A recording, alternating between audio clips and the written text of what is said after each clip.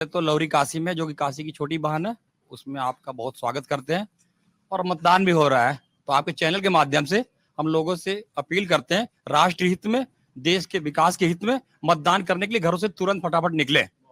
और रहा आपका सवाल, तो यहाँ लोकल मुद्दे भी हैं और राष्ट्र हित के मुद्दे भी हैं। अभी आपकी बहन देखे हैं, जाहिर सी बात है 4 लेन से ही आ पाए हैं, और गड्ढे तलाशने की कोशिश की होगी लेकिन मिली नहीं होगी, क्योंकि गड्ढे बचे नहीं है। गाजीपुर से लेकर गाजियाबाद तक, नोएडा तक, सूरजपुर तक कहीं गड्ढे नहीं मिलते हैं। तो ये 2014 से लेकर के 2024 तक का विकास है।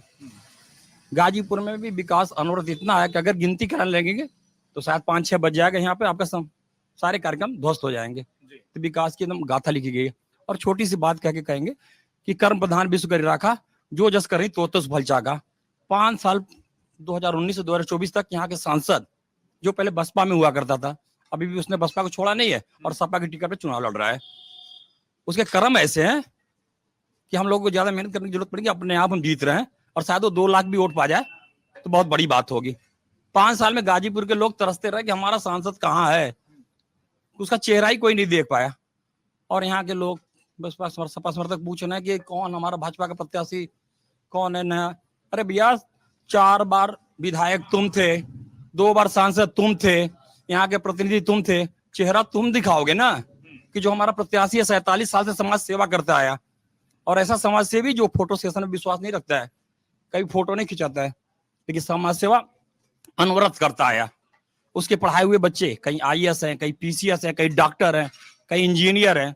ऐसा हमारा प्रत्याशी है। अब विकास की गौरव गाथा लिखने के लिए एक बार फिर से गाजीपुर की जनता ने मन बना लिया है, और वो हमारा प्रत्याशी भारी मतों से जीत करके मोदी जी के माला में, 400 की माला में एक बड़ी माला बन के जाएगा। क्या नाम हुआ आपका? नरेंद्र कुमार। नरेंद्र जी ने जो कहा है वो दिल्ली के एक नरेंद्र को लाने के लिए गाजीपुर के एक नरेंद्र इशारा करते नजर आ रहे हैं।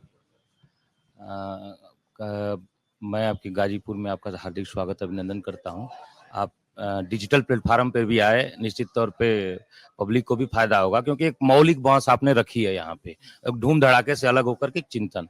अब हम आते हैं, अब आपका जो प्रश्न है, अगर आप प्रश्न दोहरा दे तो मैं उस प्रश्न का उत्तर। प्रश्न मेरा ये है कि गाजीपुर के अपने मुद्दे क्या हैं, जनता का मूड क्या दिखाई दे रहा है, और जनता का मूड किस आधार पर, मुद्दों पर? क्योंकि हम जितना गाजीपुर घूमे, हमको 2-3 चीजें दिख रही हैं। एक, गाजीपुर का चुनाव ध्रुवीकरण पर होता दिखता है, कम से कम नेताओं के प्रचार में इस बात का जिक्र आता है कि सामने वाले प्रत्याशी का हर कोई पूरा नाम लेके बताता है कि वो किस बिरादरी से, हम किस बिरादरी से हैं।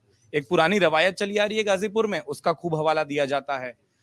आपराधिक इतिहास से लेकर बिना आपराधिक इतिहास, एक छवि का चुनाव भी दिखाई देता है। तो ये ध्रुवीकरण का चुनाव है, छवि का चुनाव है, स्थानीय मुद्दों का चुनाव है, या देश के मुद्दों का चुनाव है? आपको क्या ज्यादा नजर आता है? देखिए, गाजीपुर अपने आप में, जैसा आपने बताया कि विश्वामित्र की धरती है, हमेशा उसने सत्य के लिए ब्रह्मांड के खिलाफ जाकर के अलग एक सृष्टि का रचना, विश्वामित्र का जो इतिहास रहा है, गाजीपुर उस इतिहास को, हमेशा उस गौरवशाली इतिहास को दोहराता रहा। लेकिन विगत 40 वर्षों से यहाँ 2 मठाधीश परिवार हैं।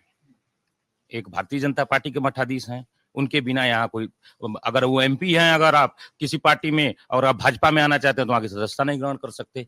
एक मठाधीश तो अंसारी परिवार है। ये 40 वर्षों से इस गाजीपुर को पूरी तरीके से दबोच के रखे हुए हैं।